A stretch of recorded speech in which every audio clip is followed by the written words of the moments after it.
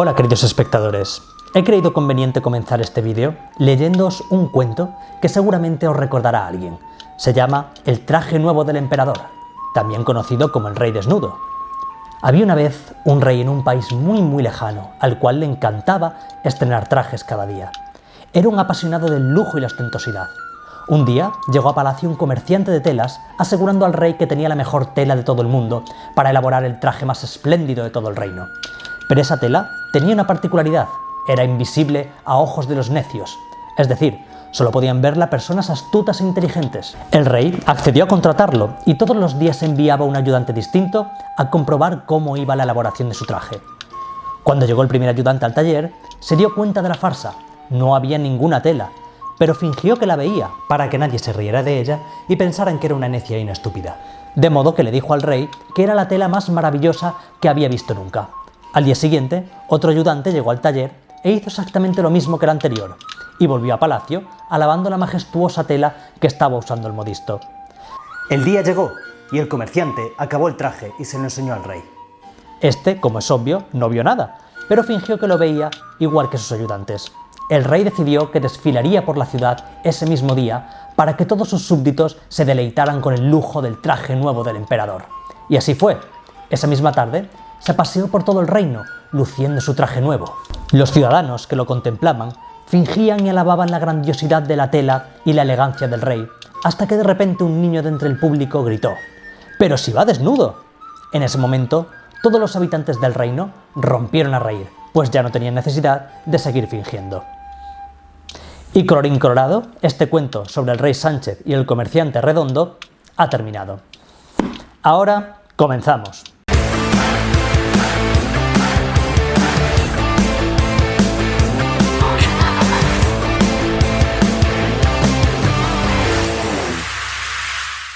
Todos sabemos y hemos asumido que tenemos un presidente que no anda muy bien por ahí arriba. De hecho, es una persona carente de empatía, con claros rasgos psicopáticos y con una absoluta falta de liderazgo, pero con un fuerte sentimiento narcisista, con el que suple sus carencias, que son todas. Tal y como hemos visto en el cuento del rey desnudo, dispone de toda una corte de aduladores y lameculos que le dicen continuamente lo guapo y lo presidente que es. Debido a esto, Pedro Sánchez sufre el clásico síndrome de Dunning-Kruger, por el que el afectado tiende a sobreestimarse a sí mismo cuando realmente es alguien altamente mediocre.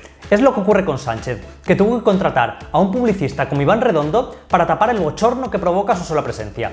Pero el caso es que Redondo no es tan espléndido como algunos creen. Un buen publicista o especialista en marketing es un genio del engaño, y Redondo solo consigue engañar a gente que está engañada de fábrica. Por tanto, el tándem Sánchez-Redondo es perfecto, porque es la mediocridad al cuadrado. ¿Recordáis aquellos anuncios de detergente de hace 30 años? Pues ese es el tipo de propaganda que hace Iván Redondo. El blanco este, increíble, como recién estrenado. Con el nuevo Ariel Automática Ultra.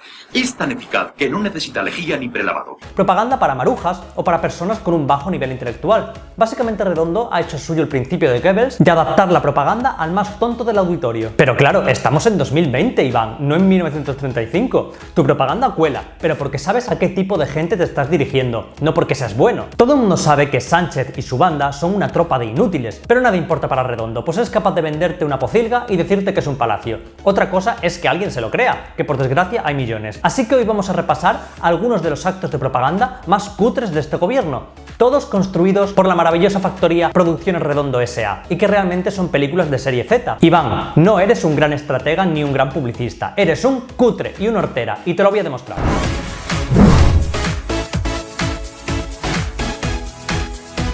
La construcción de un líder es una tarea muy complicada, sobre todo si partes de alguien como Pedro Sánchez. Es como querer convertir un trozo de contrachapado en el David de Miguel Ángel. Y de eso se ha encargado Iván Redondo desde el principio. Todo comenzó días después de aquella moción de censura para que el partido que se gastaba el dinero de los parados en prostitutas y en cocaína desalojara del poder al PP por corrupción. Comenzaba el circo de Producciones Iván Redondo. ¿Recordáis cuando Sánchez comenzó a nombrar a sus ministros? Aquel gabinete de estrellas que iba a traer el progreso a España. Fueron 2 días en que se iban desvelando uno por uno los componentes del Ejecutivo, como cuando Telecinco desvela a los concursantes de Supervivientes. Total, el público es el mismo. Marlaska, Pedro Duque, Maxim Huerta, Borrell... Por supuesto, con mucha paridad. Y la gran estrella, Carmen Calvo. Había que cubrir ciertas cuotas, y no de mujeres precisamente. Está loca. Por supuesto, la mayoría de fichajes fueron puro humo, que han servido básicamente como simple escaparate. Un ejemplo de ello es Pedro Duque, al que no se le conoce ninguna reforma relevante. Bueno, ni relevante ni no relevante. No ha hecho nada en los 2 años y pico que lleva cobrando como ministro. Y lo mismo del ministro de Universidades. El que sí ha hecho realmente es Marlaska. Básicamente pudrir todas las instituciones del Estado posibles y degradarlas hasta la náusea. Pero ¿qué es un líder sin su perro? Es conocido que para ser un gran primer ministro o un presidente líder de una gran potencia tienes que tener un perro. Pero a Producciones Iván Redondo le pareció poco y puso a su modelo a hacer el ridículo extremo solo 15 días después de haber llegado a la Moncloa. Seguramente estas imágenes ya las habéis olvidado porque el cerebro tiende a desechar todo aquello que provoca una gran vergüenza ajena. Pero aquí estoy yo para joderos el día.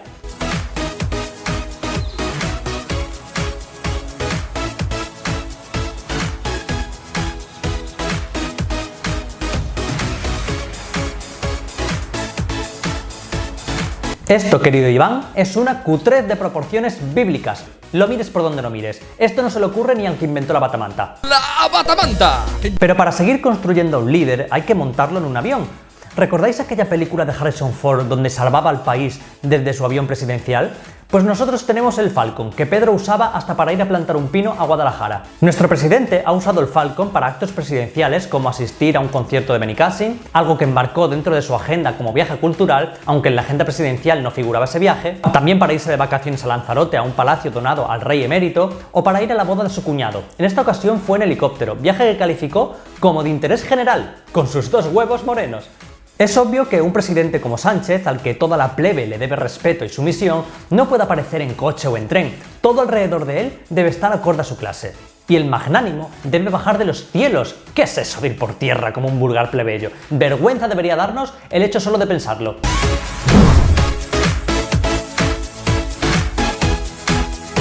Pero nuestro rey desnudo no sería nada si no tuviera un séquito de lameculos a su alrededor.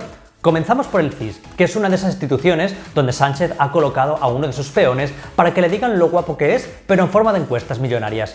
El CIS no ha acertado un mojón desde que Tezanos está al frente, solo las elecciones del 28 de abril de 2019, que además se repitieron, y no quiero recordar lo sospechoso de esos resultados.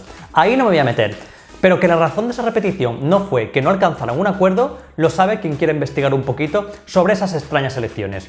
El caso es que el CIS, además de hacer preguntas solo en Ferraz, no acertó ni los resultados de las elecciones andaluzas, ni las de Galicia, ni las de País Vasco, ni las generales del 10 de noviembre, nada. No solo no acertó, sino que los resultados fueron completamente distintos.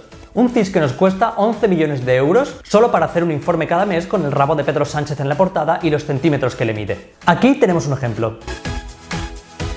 Mentira todo. Pero quizás el más bochornoso fue el CIS en el que Tezanos preguntaba a la ciudadanía si estaría a favor de prohibir los medios de comunicación libres y que la única información viniera por fuentes del gobierno. No se corta ni un pelo, oye. Y poco después crearon el Ministerio de la Verdad para incitar a la autocensura y acabar con la libertad de información. A ver, querido Pedro, ven aquí un momento, que te voy a explicar una cosa. Eres un mediocre. Eres probablemente lo peor que le ha pasado a este país en décadas, y me atrevería a decir que en siglos. Yo sé que tú crees que amordazando a la gente y comprando los medios vas a conseguir convertirte en presidente vitalicio, pero no, ese puesto está reservado a Putin. Tú vas a pasar sin gloria por el gobierno. Cuando nos libremos de ti, te recordaremos como una de las peores pesadillas que ha sufrido España. ¿Lo has entendido? Seguimos. Pero el séquito de Sánchez no acaba en su círculo político, que por supuesto no es solo el CIS, sino todos los que maman de la teta sanchista, que no tienen ni oficio ni beneficio. Véase a Adriana Lastra, cuyo currículum empieza por su nombre y acaba con su teléfono. El séquito de Sánchez se extiende por supuesto a la televisión, donde tiene a todo su ejército de mercenarios, de periodistas, que evidentemente no pueden permitirse perder su sillón y contar la verdad. ¿Qué es eso de contar la verdad? Un periodista. Un escándalo, no se puede hacer tal aberración. Elisa Beni, Antonio Maestre, Ferreras, Ana Pastor, Javier Ruiz, Nacho Escolar. Es interminable la lista de bufones de la corte para sostener al gobierno de la mentira, justificando durante todo un año la gestión más criminal del mundo y pudiendo dormir tranquilamente por las noches. Es ese séquito de periodistas que han callado todas las negligencias del gobierno porque los culpables de este destrozo está siendo la derecha, Vox, PP y Ayuso.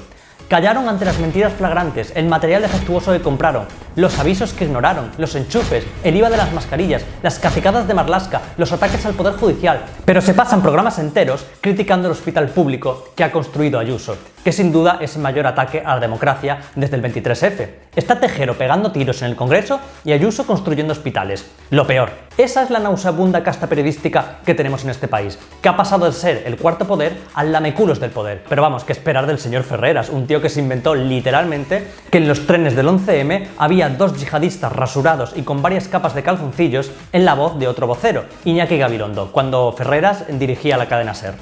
Fuentes de la lucha antiterrorista han apuntado a esta cadena de emisoras la posibilidad de que al menos un terrorista suicida se haya inmolado en uno de los trenes. Sin embargo, este dato servido por la cadena SER, que repetimos, recibe información de fuentes de la lucha antiterrorista, de 3 fuentes diferentes. Por cierto, sin embargo, como decimos, tanto el Ministerio del Interior como el portavoz del Gobierno han negado esta información, al menos por el momento. Las fuentes consultadas por la SER confirman que una persona llevaba 3 capas de ropa interior y estaba muy afeitada, una práctica habitual, muy habitual entre los comandos suicidas islámicos antes de inmolarse. You are fake news. Y por supuesto, todo reinado tiene su bufón. Y en este caso no podía ser otro que Jorge Javier Vázquez. Sálvame en general, de donde viene casi todo el electorado del PSOE. Es que la gente antes quería ir a Supervivientes para adelgazar y ahora quiere ir al Celdal. Iván Redondo, eres un cutre.